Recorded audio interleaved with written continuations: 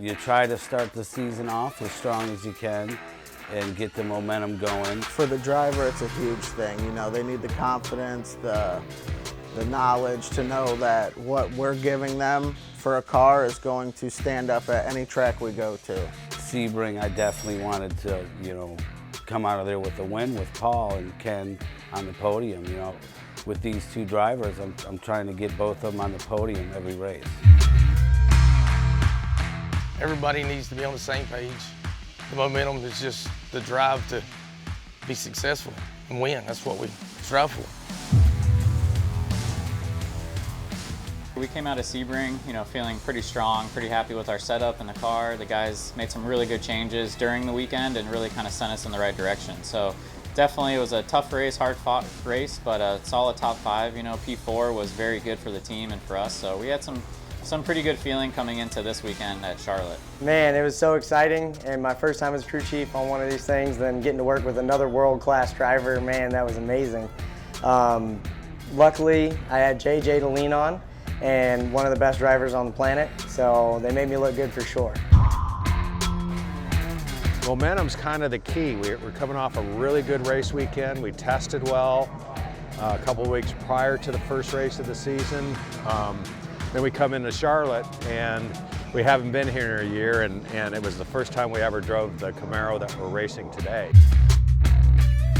The competition, the driving cool race cars, that's number one for me. These cars are just fun to drive. They're badass race cars, That gives me a lot of, just enjoying. It's fun to drive. And then the competition, trying to beat the next guy, trying to go faster than the next guy is why we do it. Are you ready for it?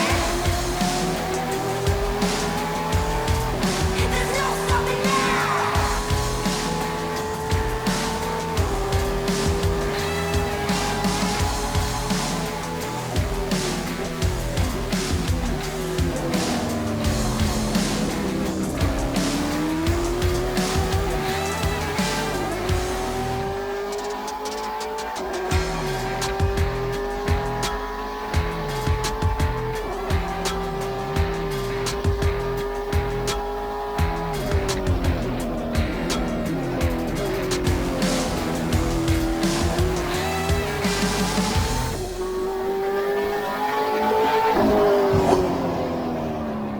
By the start-finish line.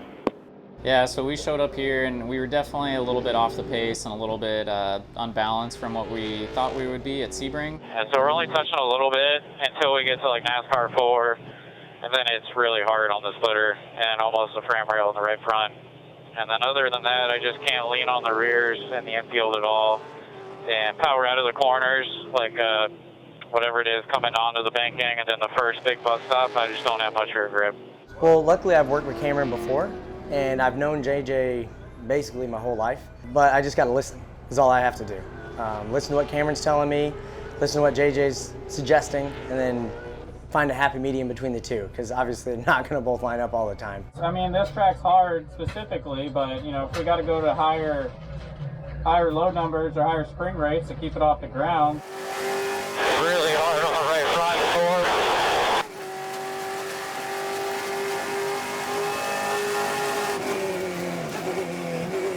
This class is so competitive and there's so many cars and so many good drivers now that are showing up to the series in TA2 that you really do have to kind of push the limits and see where that next step is going to be and where that speed is.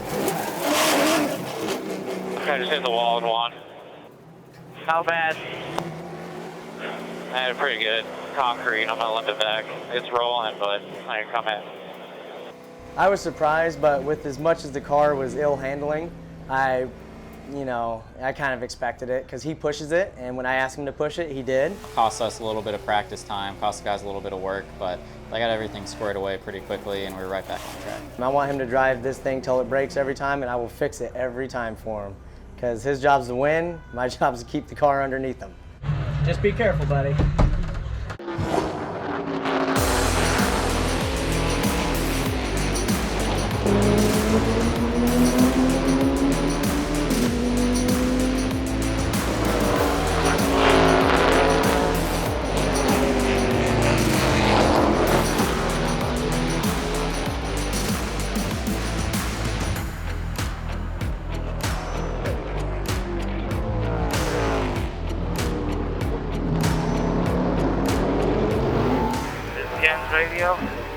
Affirmative. Me and Ken are a lot the same, that we want to be fast always, and we can always go faster and always make things better. Yeah, I want to go change gears. I want to get this gear change going. We're not learning no more. Car's good, right?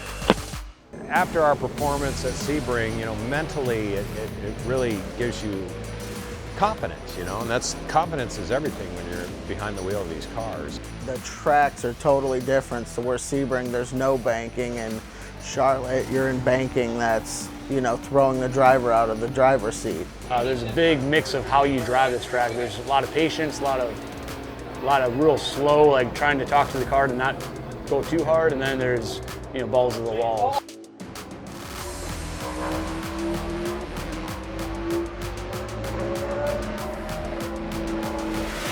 All right, well, let's get some heat in that thing, and then let's see what you got. Like on the oval, I think I've done over 10,000 racing miles on the oval. On the road course, I've done two cup races on the road course. How does it feel through the infield? It's pretty good, grippier than stock car. More grip than I expected, honestly. I'll have to scratch my noodle after practice to see what it needs. Feels pretty decent.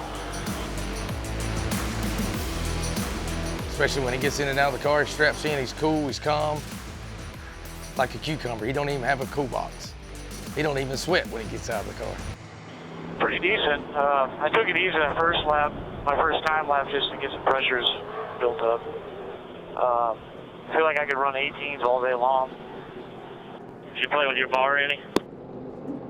Yeah, I moved it back just to see. I felt it. Did not need it, I don't think, but I felt it. The setup for the car is a lot of compromise, so you have to keep it off the racetrack in the banking. I think it's 24-degree banking. The car just really loads up and squats into the corners. Yeah, the tires absolutely have zero deflection in them. They look brand new. The infield is just super slow, super slippery, so you need a lot of grip in the car. So there's always a trade-off. How much grip can I get in the car but you got to keep the car off the racetrack and the banking, so it's classic compromised racetrack. Did we do that wing change? No. Want to try that just to see what it does? I would bet a lot of money on Paul this weekend. He's got a lot of experience. He gets right down to business in the TA car. He loves that car, and he's fast in that car. Being a rabbit to chase and being able to actually physically see the lines that he's taking on track, and to see where he can pick up fractions of a second, eventually in each lap, a fraction of a second, and a corner here, a corner there will add up to a couple tenths. And, qualifying, it's a couple tenths to get into that next position ahead of you. So I'm P3? P3 is a 120, I'm not sure, let me look. Dyson did a 19. He's right behind Dyson, Paul did an 18, low 18. Yeah, we'll be 19 for sure. I got no tire. You look super aggressive today. Like coming through here onto the front stretch and that, you're looking really aggressive, really good. I'm very impressed right now. There's a lot of traffic out there, but the key is to keep improving, and also prove that it wasn't a fluke in Sebring, and I think we've disproved that right now. So we improved by a second that lap, that last session. Dreesy got us by a couple tenths. Doesn't really matter. I think I could run those times that I ran all day long. So pretty comfortable doing it. So during the race, I think I can click off a whole bunch. I think we got something for these guys this weekend. Paul's second faster than anybody, so it's his race, baby. And I'm here to protect him. I'm here to make podiums. You make podiums, you win championships. Dyson just ran an 18:47 to your 17:41. Those were three pretty impressive laps there, buddy. Nice. Way to demoralize them. That's awesome. Hopefully they don't play catch up too hard. Learning the tire was very important to me at Sebring. Learning the racetrack was very important to me at Sebring. And then here was just trying to get little things without, I knew we We had plenty of speed, but we could always get a little bit better, just trying not to screw it up, honestly. Just doing things that would help it without going backwards anyway. Copy. Right now we're at P13 at a 122. These robles that we come to are pretty challenging. They create a big challenge for not only the drivers, but also the team and the setup. So now it's on, you're stuck on the nose real hard, Cameron? Is that what you were saying? Yeah, I can't hustle a car into a corner at all. Zero. It'll push on the exit when I get on throttle, but I can't get into a corner at all. A lot of camber changes here in elevation actually in the infield, which is different than Sebring, which is flat as flat can be. I have no idea. I mean, that was just, the only read I can get was, you know, the bottoming out and tire pressure. Like, I know it's low pressures, but we're going to start the race like this, right? So, like, we can't fire off like this. So you definitely didn't have that sketchy, loose feeling on entry, right? No, I did.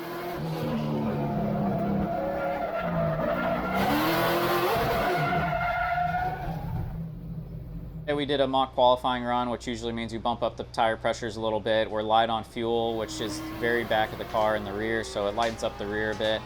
And we were pretty good for 2-3 laps, and then just kept, you know, pushing little by little, try to test the boundaries again without overstepping.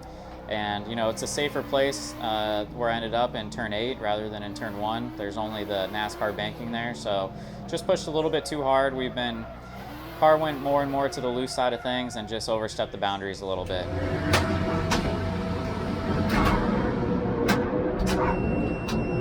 Yeah, it won't turn over. So we're fighting some electrical issues. Turn this box off, the helmet blower off. Just hold down the button. Tried to make the car a little better for Cameron, a little easier for him to use, and maybe got a little overzealous for what the car was capable of. Yeah, when you can't run a full session because something's holding you back, like something electrical, then it just adds to the struggle. All right, let's take it back. Yeah, we'll take her back, buddy. They're wrecking anyway, it doesn't matter. Well, we haven't touched the front, front shocks, the front dampers since we've been here, so I'll pull some of that out and see if that helps it. We were just a little loose again in qualifying. The track's been changing quite a bit. We've had rain on Wednesday when we got here, then Thursday started to rubber up and be pretty nice, and then Friday again it was decent, but the track conditions were a little different. It was more overcast, a little bit different temperatures. I don't know if it'll help entry though. I mean, we haven't done any of that helped entry. I need like more compression on entry or something, but the rebound is only affecting the exit basically. That's why we smacked the wall yesterday. It was fine. It was okay going into the corner, and then I jumped on the gas because it felt okay, and then it just picked the nose right up and drove it straight out to the wall. Alright, well it looks like we're going to end up P14 on this group, so we'll probably drop a little bit. It's not the best feeling in the world being back in 16th. I don't remember the last time I really qualified outside the top 10 if it's happened. So it's less than ideal. It was all over the place, and he did a heck of a job keeping it where it was. We got to keep digging here because he can run up front. He's proved it time and time again, even with us. This car can be fast. We just got to find out what it is and what it's going to take to unlock that secret. We qualified terrible for us, but we were halfway through the field, so he wasn't, having to start shotgun, so that was nice. So this will make you feel any better, but Rafa's P10. Going green this time by. We just didn't really know what we were going to have with the green flag. We changed setups again for probably a third or fourth time this weekend, actually, before the race. We knew if we were able to make adjustments, that for the race, he can do it. Be ready. Be ready.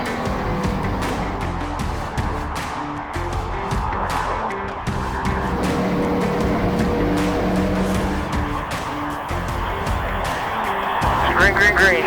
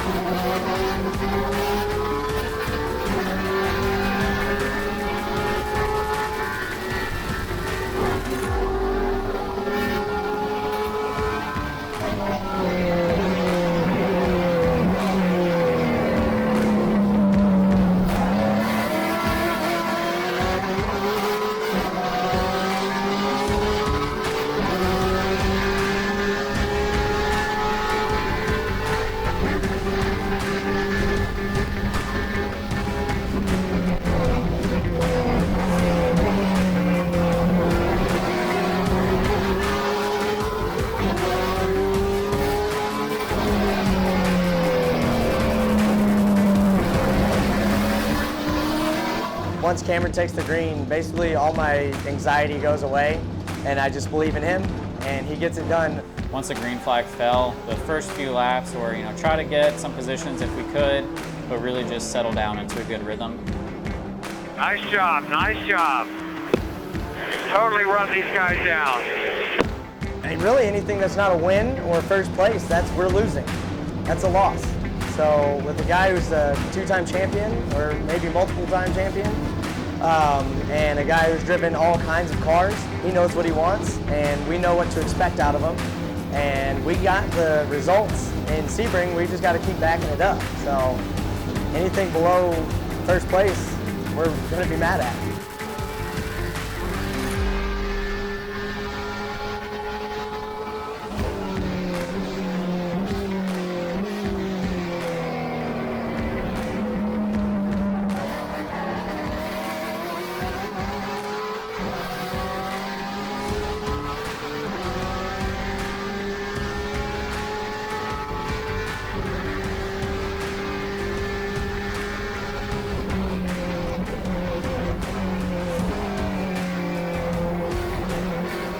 Still we're struggling quite a bit, but we were able to just run some good consistent laps again and just buy some time for us. And through other people's mistakes and making the most of other people's errors, we just ran a good, smooth, consistent race, and that kind of paid off for us in the end.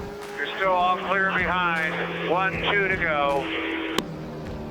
Hey Cameron, can you give me some feedback on if any of those changes did anything or made it worse or anything?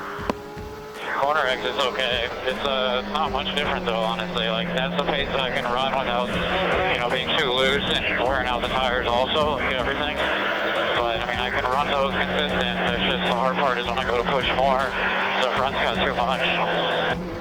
Do we even have too much toe? Like it just feels like it's dirty. Like I can point the car anywhere I want to go, anytime in the corner on entry. It's really like on exit when it finally feels normal. It only had a 16th toe out, but I can double check it. At a short track like this, it's pretty tight, a lot of wide open throttle around the banking gear. It got really hot inside the car, and the guys have been working on it since Sebring. They've added some heat shielding and some reflective tape, which definitely helps a lot, but yeah, we've got a couple more things to work on, like the shifter. Some of the interior was actually some rivets popped out, and the interior was letting some heat in from the headers. I used to even run the old Joe's round shifter that's cut out. That one, I've run that plenty of times, but yeah, I'll figure it out. 2 to go. All right, coming to the green. Green, green, green.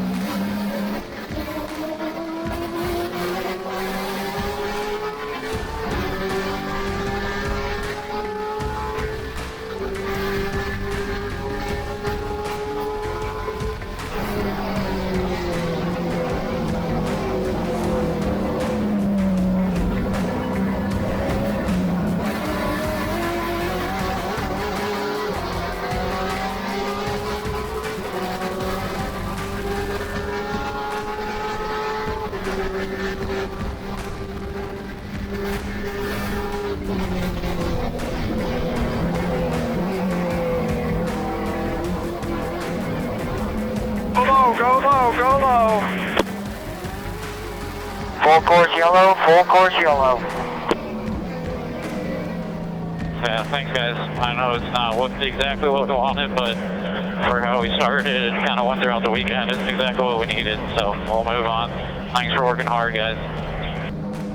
It says we're P10, but I feel like we're P9, so I'll go argue it. We are P9. It's on race monitor now. P9. Good job today, brother. Thanks, buddy. All that stuff figured out for you. Thank you for carrying this team today. I have a lot of trust in him, and that'll probably never change. All good. I didn't do anything. You guys, it was everybody, so I'll move on. Just go to the next one. It'll get better. Session's what, 15 minutes longer? Yeah, 15 minutes. Alright, Ken, try to get around this guy or build a gap here. Paul's got a really good gap, so we don't want to get slowed down by McManus. You can pass him. You're allowed to pass him. There you go. There you go. Alright, we're all good. Good job, Ken. You got about 8 back to Amy. Just hit a good exit here, start putting in some good laps.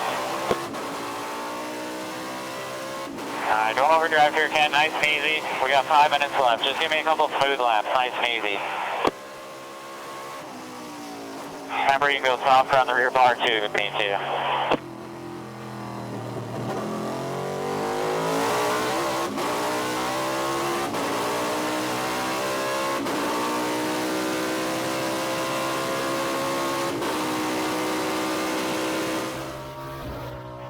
Hey, Paul, outside of Dyson, those cars, you are like 5 seconds a lap faster than they were, so you're going to come up on them quick, so give yourself enough room. Yeah, 10-4.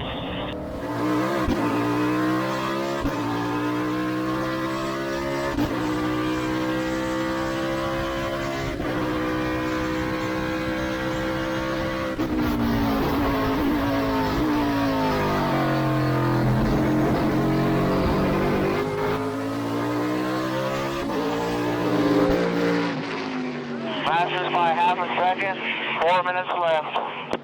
It surprised, no, but as fast as he did it and the way that he did it was kind of surprising. You know, practice, he broke the track record. It's not official, but to do that and the other drivers to see that and know that everything they're giving is not good enough by a second or a second and a half, that's a big deal in racing. Guys, let's head it back out with 2 minutes left. Yeah, I can't run faster right now. That's fine. Maybe we'll get one more flyer here. I was thinking we were going to get like a 15. You know, the track got hotter and it wasn't as good as it was in the morning, but the car had a 15 in it. Nice and quick. You got P1, buddy. 17 flat. Nice and out of 17:58. Good job, guys. Great job, Paul. Got Pope. When he hit that 17, I mean, it was just unbelievable. We were fastest, and it was just so exciting. I mean, to overcome and get pole and be the fastest car out there, that made me feel really good that we put a good car under Paul. So these guys, you know, sacrifice. You see a lot of families here, wives, children. These guys are gone a lot, and it's you know, the wives at home are raising the children a lot of times because dad's at the shop and dad's traveling, you know, to Florida. He's going out to you know, up to North Carolina. He's going to Georgia next week, going to California the following week. So a lot of sacrifice. So when you actually do well, that just gives everybody a lot of fulfillment. So we're currently P4 19.8, 3CP3 18.6, Dyson P2 17.5, and Paul P1 was a 17 flat. Good job, Ken. Good job. P4, buddy. Good job. Way to go. It's pretty good. Didn't feel It just slipped. It just slick out there. It looked loose. Yeah, it was really loose. I mean, a couple times in the chicane, it looked like. I mean, honestly, you did a good job holding on to it. Like, Yeah, one of the times, that one time? early in the chicane, I was like, whoa. Yeah. I thought you were going to lose it right then, and then you cleaned it up nice for the exit. You know, Showtime Motorsports has a pole. Paul Menard put it on pole by a pretty wide margin. So, you know, that's awesome. You know, he's in great shape to win the race tomorrow. You know, he's He's got speed. He's in the 17s on a regular basis easily. So, you know, it won't take much to kind of gap the field and kind of just stay out front, manage his tires, and bring the car home. Me, on the other hand, you know, I'm fourth. I was fourth yesterday afternoon, being held up in traffic. So I just, you know, I got a clear run today, and the speed wasn't there. My car was pretty loose. The track felt really greasy, and it should have, because the TA2 race had, you know, a lot of cars on it, blown engines and all kinds of mayhem, and so, you know, I didn't have the handling that I did yesterday. I take it personal. I want to, even if it's the best car, there's something I feel like I can do better to make him, easier for him to move faster. That's fine. I'm fourth on the grid. I'm starting behind Chris Dyson. Tommy's beside me, and it's just going to be a good race. Oh, nice. Hey, all right. Congratulations. All right, congratulations. Way to go. Thank you. Appreciate it. Nice. Radio check, Ken. Loud and clear. All right, I'm up on top of this big old building on here on the front street, so I'm doing this for you. I'm a short guy. I like being low to the ground. You're big now. You're big. I can see. Just don't blow off. Greg, this is Mason. You gonna call the green? Yeah, that's fine. I'll call the green. You probably got a little better view than I do across here. Yeah, just keep the gap. You know, try to keep a comfortable gap. The tire management. Yeah, pretty straightforward stuff. Yes, sir. 10-4.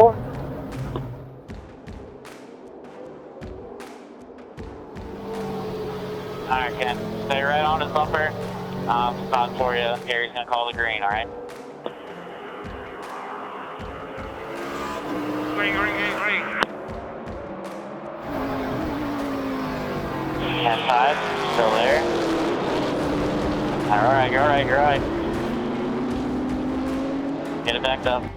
I won't go in reverse. Main thing is are we coming in for a pit stop? What needs to be done? The communication over the radio. How does the car feel when he comes in? What do we need to check? What does he feel different from the start of the race to the impact? Is there anything different from all weekend that he's feeling coming around? It was kind of crazy. We didn't really know what to expect. They had a little bit too much speed coming in because they didn't go through the chicane, and I think he carried a little too much speed and locked him up going into turn one.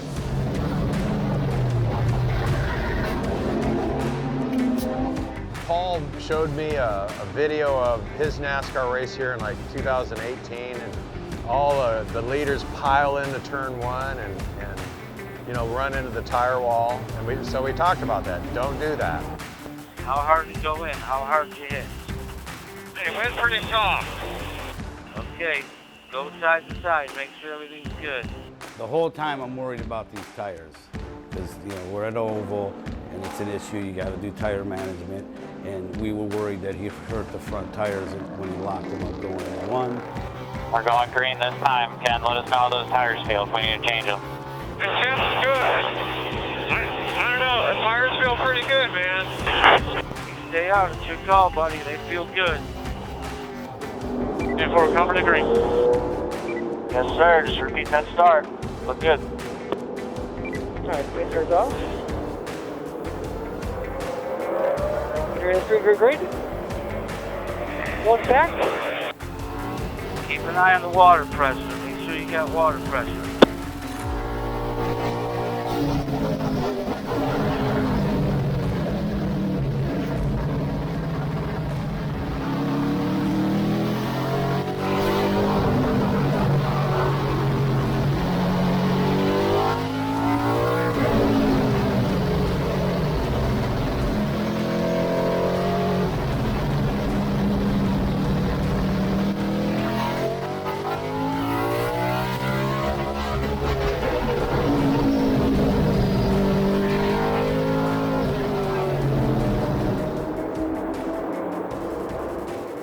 Yeah, I just wanted to get a gap, a comfortable gap. I figure, you know, a second, two second gap, and just kind of maintain that, and that's kind of what we did.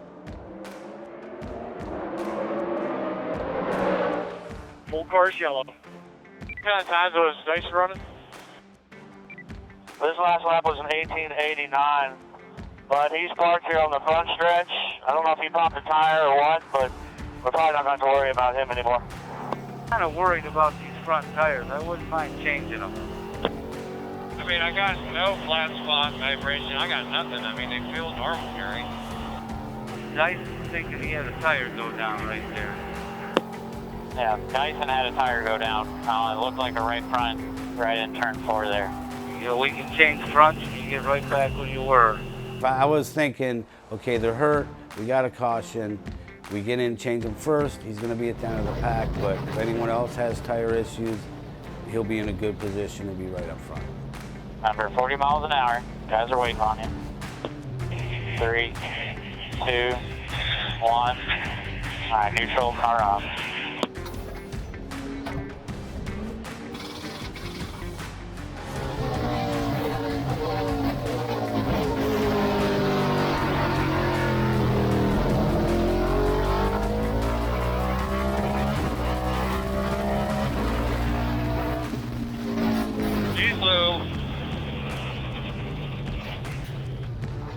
You all right, Ken?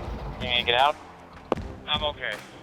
Even though it was nothing that the mechanics could do, you know, the motor blows. That's not a mechanical issue. There's nothing I could fix on the motor to make sure that doesn't happen. I still beat myself up over it. It's the car, you know, you maintain it, you look after everything. So no matter what happens, what breaks, if it's out of your control, you still take it personal if you care about it this much. Yeah, I could have gone harder at the beginning, but I didn't want to, especially after Dyson had his tire issue. I knew tires would be a huge factor today, and they were. Everybody's heart just kind of like dropped because we lost radio communication with Paul, and we had our spotters and said, hey, I think he's coming in because he's got a flat front. Car 5 in pit lane. As he's rolling in the pits, check the grounds again. He might have no power. Craig, his radio ripped out. He does not have a radio. Don't have communication with us the rest of the race. And the radio is laying on the right side of the floorboard on the car. We're always ready for that, and we're looking down pit lane. As soon as we seen him dive down into pit lane, I stepped over the wall to see, and I could see the right front was down. We were ready to get it changed, and I knew it'd be a race out of pit lane. In a Trans Am sprint race, if you come in for a pit stop, normally the race is over. It is. If you're doing a pit stop, there's no way catching back up. Obviously, Sebring, the beginning of the race, it went full green. There was no way, had the fastest car out there, but there was no way for him to come back and get, you know, on the lead lap to compete. Then when Drissy came in and he did his pit stop, we were fortunate enough to be 4 or 5 seconds quicker where Paul could get around and get out in front of Paul and get out in front of Drissy. Normally I don't look at the flag stand, but you know, towards the end of the race, every lap I was looking at the flag stand to see if there was a white flag out. I saw a caution flag one time, like in NASCAR world, that's a full course yellow. He checked up because it was a local yellow. It wasn't a double yellow.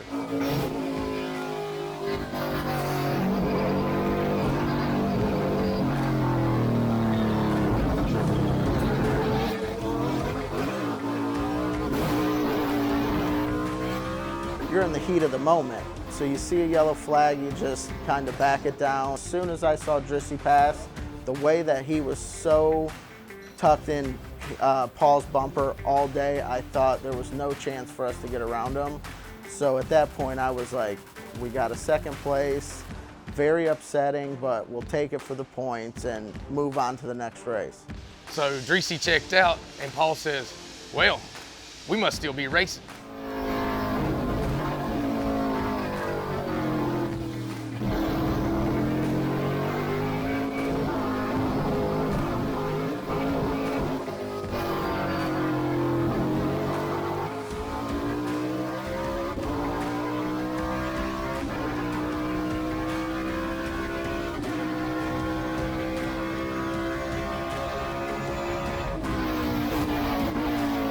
Then the next time by was a white flag, so I'm like, oh, I'm lucky to get that one. Then the next following lap was a checkered flag. I was following another car that's coming up to lap a GT car, and she, as Natalie, she did not get the checkered flag. So when I got the checkered flag and she didn't, I'm like, oh, I think we just won that race, but I wasn't sure until I got to pit road. There we go, boys. You guys deserve this. Good job. When we took the checker flag, it was just like the burden had been lifted off of us after the bad outcome at Sebring, and then we come to Charlotte, we get pole. Paul leads about every lap, loses the lead, tire going down. Then he gets back out, passes Dreesy on the last lap. I mean, that is like one of the best, craziest races I have been part of. The emotion, it was a roller coaster, and for everything that transpired and then to come back, it's almost inexplainable. It is, the flooding of emotions was down to the bottom and all the way to the top within a minute and a half of a lap. First win for Showtime Motorsports. Thank you to all the crew, Gary Seelix Jr., all the boys, Kyle, Jeremy, everybody, Mason, Colin, Bob, everybody responsible. Thank you so much, man. You really put together a good team and a good car. We won our first Trans Am race with Showtime Motorsports. A lot of fun. Really proud of these guys. Ken's doing a nice job for the series, for building up Showtime Motorsports. It's great for the Trans Am series, and it's hopefully a lot more people come in and see what the series has to offer. So I planned in Victory Lane, if we won the race, I was going to propose to my girlfriend. Gary was planning this proposal all weekend long, and you could tell he's nervous all weekend. He just really wanted to get it over with. I always told her, I was like, hey, if you're ever at the track and we win a race, don't be surprised if we're in winner's circle and I get down on one knee. Luckily, everything fell into plan. It was at a home race. It was 15 minutes from my house. So all of her family got to be there. I had family come up from out of state, friends.